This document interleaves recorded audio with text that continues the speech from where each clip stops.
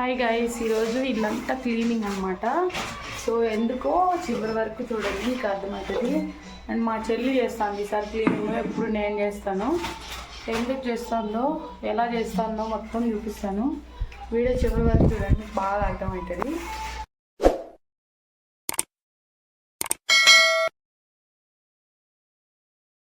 Hi guys, ఈరోజు full deep cleaning పెట్టుకుంది మా చెల్లెలు.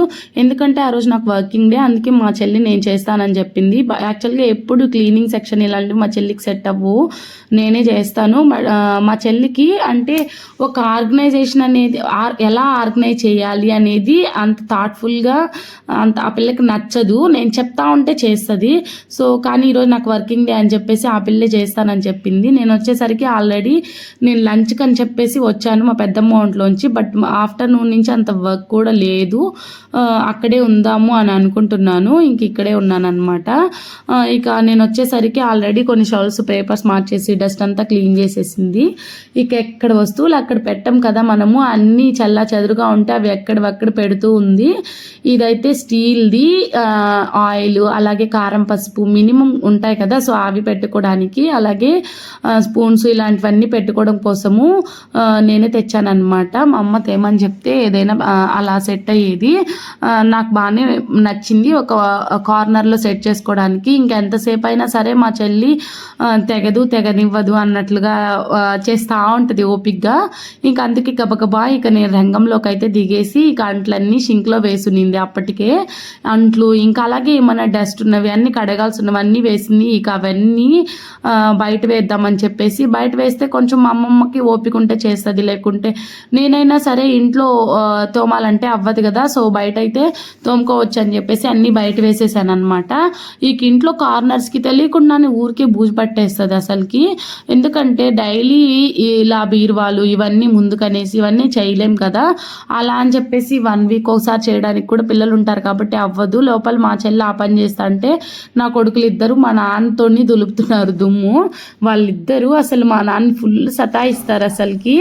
ఇక కార్నర్స్లో అంతా దుమ్ము దులపడానికి మా చెల్లికి చాలా టైం పట్టింది. అరౌండ్ 3 అలా అయిపోతుంది. ఇక మళ్ళీ ఒక 2 hours అయితే మళ్ళీ పిల్లల్ని టేక్ కేర్ చేయడానికి చాలా టైం పడుతుంది. ఈ టైంలో కొంచెం ఆడుకుంటారు కాబట్టి గబగబా వర్క్ చేసేస్తే అయిపోద్దని చెప్పేసి నేను మా చెల్లి ఇద్దరు చేస్తున్నాం అనమాట. ఇక మా చెల్లి సోఫా వేసుకొని దాని మీద ఎక్కి మరి ఇలా ఫ్యాన్స్ తుడుస్తుంది. ప్రతిసారి ఇప్పడం అవ్వదు, కానీ ఎంతో కొంత దుమ్ము అయితే ఉంటుంది. ఇంట్లో దుమ్ము తుడుచుకున్నప్పుడు ఫ్యాన్లు కూడా దులిపితే బాగుంటుంది కదా, సో అలా అయితే దుమ్ము దులిపేసింది. నాకైతే ఫస్ట్ అందవనుకున్నాను, బట్ సోఫా ఎక్కితే తనకి బాగానే అందాయి.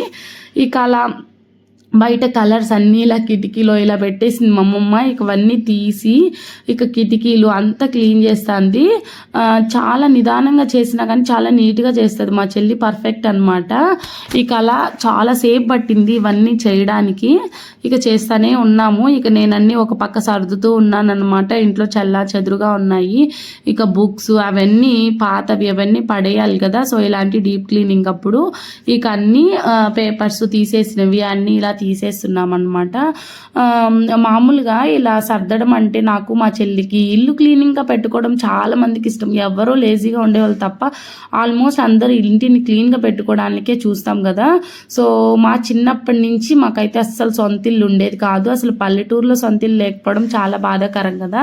యాక్చువల్గా ఈ ఇల్లు ఇప్పుడు మేము ఉండేటి ఇల్లు 6 months 7 months అయింది మేము ఇక్కడికి వచ్చి, అంటే ఈ ఇంట్లోకి వచ్చి.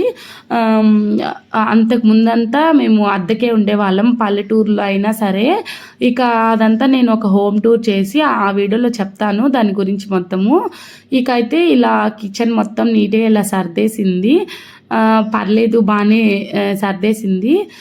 ఈ సోఫా అంటారా, ఈ సోఫా అయితే అప్పుడు మేము అద్దెంట్లో ఉన్నప్పుడు అది చాలా కొంచెం చిన్నగానే ఉండేది, కానీ అద్దె పల్లెటూరులో అయినా సరే 2000 ఉండేది.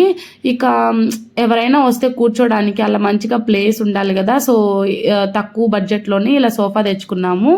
ఇక మా అమ్మ కోసం చాలామంది వస్తుంటారు మా ఇంటికి. ఇక వాళ్ళందరూ అలా ఎక్కువ కూర్చుంటాం, కొంతమంది మంచిగా కూర్చుంటారు, కొంతమంది మంచిగా కూర్చోరు.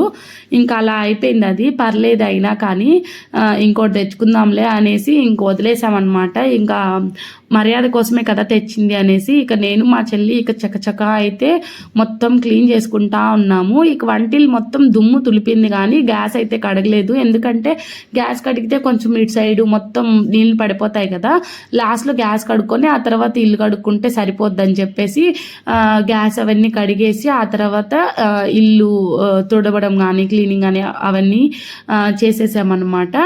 ఇక కబోర్డ్స్ ఇవన్నీ మరకలు అవన్నీ పడిపోతాయి కదా, ఇక అవి తుడవడానికి చాలాసేపు పట్టింది. ఇక నేను కొంచెం సేపు తుడిచాను, అలాగే మా చెల్లి కూడా తుడిచింది అనమాట. ఎందుకంటే పిల్లలు ఏడుస్తారు కదా, ఇక మధ్యలో వర్క్ షిఫ్ట్ చేసుకుంటా అలా చేసాము. ఇంక ఇలాగా ఈ స్ప్రేతో నీట్గా తుడిచేస్తే చాలా నీట్గా అయిపోద్ది. ఫస్ట్ దుమ్మంతా దులిపేసుకొని ఇక అది కాక లేక ఉన్నవైతే ఇంకా మనం చాలా నీట్గా ఉంచుకుంటాము. అలా ఏం లేదు, ఇంటి విలువ అయితే మాకు చాలా బాగా తెలుసు. తెలియదని కాదు, ఎవరికైనా శక్తికి మించి ఏదైనా కొనుక్కుంటే దాని విలువ మనకు బాగా తెలుస్తుంది. మన దగ్గర ఉంటే మనకు ఆ విలువ తెలియదు. అలాగే మాకు ఇల్లు కూడా అనమాట. చిన్నప్పటి నుంచి ఒక సొంత ఇల్లు అనేది ఏదైనా ఉంటుందని మేము అస్సలు అనుకోలేదు. నిజం చెప్పాలంటే నా పెళ్ళి కూడా ఒక అద్దింట్లోనే చేశారు మా అమ్మోళ్ళు. నా పెళ్ళైన తర్వాత నా కొడుకులు పుట్టిన 1 ఇయర్కి ఫస్ట్ బర్త్డే కూడా అద్దింట్లోనే చేసాం మేము. ఆ తర్వాత ఇక్కడికి వచ్చాము 6 మంత్స్ బ్యాక్, అంటే ఈ మధ్యనే కదా. సో అలా జరిగిందనమాట. కానీ పర్లేదు, గాడ్స్ గ్రేస్ ఇప్పటికైనా అయ్యింది, అది హ్యాపీయే. ఇక ఇలా జరిగిందనమాట మా డీప్ క్లీనింగు. ఇంకా ఇల్లు క్లీనింగు ఇదంతా నేను వీడియో తీయలేకపోయాను, ఎందుకంటే పిల్లలు సతాయిస్తున్నారు. ఇక ఇంటిని మొత్తం నీట్గా క్లీన్ చేసేసాము, ఆయిల్స్ అలా అన్నీ వేసేసి. ఇక ఇక్కడ చూడండి ఎంత గందరగోళంగా అన్నీ పెట్టేస్తున్నారు. ఇక అవన్నీ నేను నీట్గా పెట్టేసుకున్నాను. ఇక మిషన్ అంటారా, మిషన్ అయితే నేను నా బీటెక్లో ఉన్నప్పటి నుంచి నేను బట్టలు కుట్టుకుంటాను. నేనేం నేర్చుకోలేదు, బట్ స్టిచ్చింగ్ అనేది మనకి రివర్స్ చేసి చూస్తే డ్రెస్ ఆల్మోస్ట్ అర్థమైపోతుంది.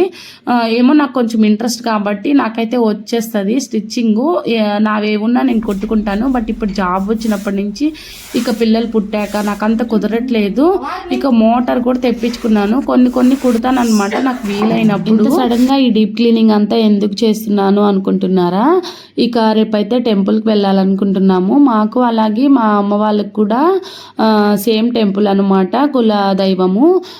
ఇక మా పిల్లలకి పుట్టు వెంట్రుకలు ఇచ్చినప్పుడు వెళ్ళాను. ఆల్మోస్ట్ 1 ఇయర్ దాటిపోయి 1.5 ఇయర్ అవుతుంది. సో అందుకే రేపు వెళ్ళాలనుకుంటున్నాము. ఫైనల్గా మేమైతే గుడికి వెళ్తున్నాము. వీడియో నచ్చితే లైక్ చేసి సబ్స్క్రైబ్ చేయండి. Bye bye.